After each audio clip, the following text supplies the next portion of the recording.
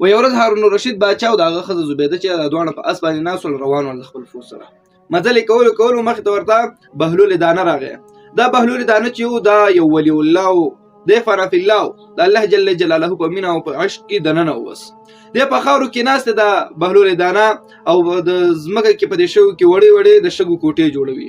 نو دغه هارون الرشید باچا د بهلول تاواز کې چې و بهلول د څه شروع کړی د په خاورو کې راسي او د ماشومان غوندې لوبې کوي. نو دا بهلول د هارون الرشید باچا ته وایي چې زه د جنت کوټې جوړوم، په جنت کې محلونه او بنگلې جوړوم. دغه چې د کنه ولی الله او د یو خبره ډیره د حکمت او د کمال څخه ډکه وه. نو دغه هارون الرشید باچا ورته وی چې خرڅې خو نه ده بنگلې، هغه ورته ول نه خرڅوم په 100 روپۍ خرڅې و یو دانه په 1 دینار باندې خرڅوم کا اخلي راځه وای اخلا. هغه ورته وخندل چې تا خو ځان نه ماشوم دی وکړی دی، خو هغه ته زبیده ولاړه واغه انتهایی زیاته وی خيار وه. هغه ورته د یو دانه ماته راکا. نو هارون الرشید باچا ورته دا څه کې دا خواسي ځان نه لیوانه جوړ کړی دی او په خاورو کې لګیا دی، دا چیرته جنت بنگلې دي وای نه زیو دانه اخلم خیر ده زما به ثواب وشي دا پکې دا پیسې به ورکوم د سکار وشي. نو هغه 1 دینار ورکو او هغه یو کوټې چې وای دا مې واغسله. نو چې څنګه 1 دینار واغسو بهلول دانه نو هغه کوټه هغه د خاورې ورانه کړله. نو هارون الرشید باچا ورته چې ورانه دی ولې کړل روپۍ خو دی واغستلې په چې کوم څه خرڅ نو هغه ورانیږي نو د خوري چې هغه تر هغه ستره خیره پوری پاتې بس ما په تاسو باندې خرڅ کړل الله په جنت کې به تاسو ته یو بنگله درکې د زبیده ته یو بنگله ورکی ځکه دی واغستله. نو زبیده او هارون الرشید باچا چې دغه ما خامرال کوړه خپل لخر سره محل ته ورسېدل. نو دواړه شپې د شول. نو هارون الرشید باچا چې شپې خوب ګوري په خوب کې د جنت تلاړو باغونو ته ګوري چې په جنت کې عظیم الشان او لوی بنگله ده.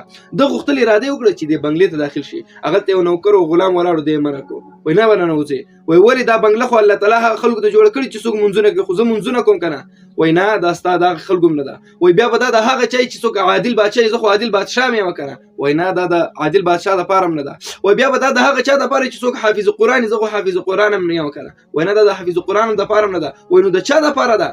دغه هارون الرشید باچا د نوکر نه دی غلام نه پوښتنه کوي. نو دغه نوکر ورته وای دا بنگله د زبیده د پاره چې پرونه د بهلول نه په 1 دینار باندې واغسله. نو په دې وخت کې چې د هارون الرشید باچا د خوب نه راپاسید.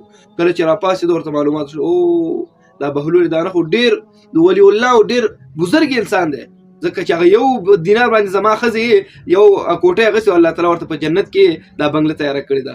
نو د په منډه په سبا باندې راغی ورته چې بهلول یو کوټه ماته راک زما په کار د 1 دینار واخلوي نه په 1 دینار خو نه درکوي ولی و یو کوټه اوس په 500 دینار ده که 500 دینار راکې کنه کوټه موټه نشته. هغه ورته ولی پرون خو ته په 1 دینار خرڅول 500 دینار خرڅې. نو بهلول دانه ورته چې پرون نالیدلې سودا اوس چې دی ولیدل اوس پسې راځي پرون نالیدلې سودا چې واغ ارزانه اوس تر الله تعالی خو دله اوس منډه راوهي. نو چې اوس لیدلې سودا ده او حق الیقین ته خبر ورسېدله نو اوس په 500 دینار ورکو. هغه ورته په دې وخت کې خو ما سره 500 دینار موجود نه دي او چې نشته سره ځه دا عزتمند هغه مخکینی او پخوانی موږ ته استادانو کې څه کول هغه عادل بادشاہان وو چې د نیکی په کار کې انتهایی زیات هڅه کوله غوښتل به چې دوی په دې نیکی کې د یو بل مخ کې شو د جنت ترلاسه کړي.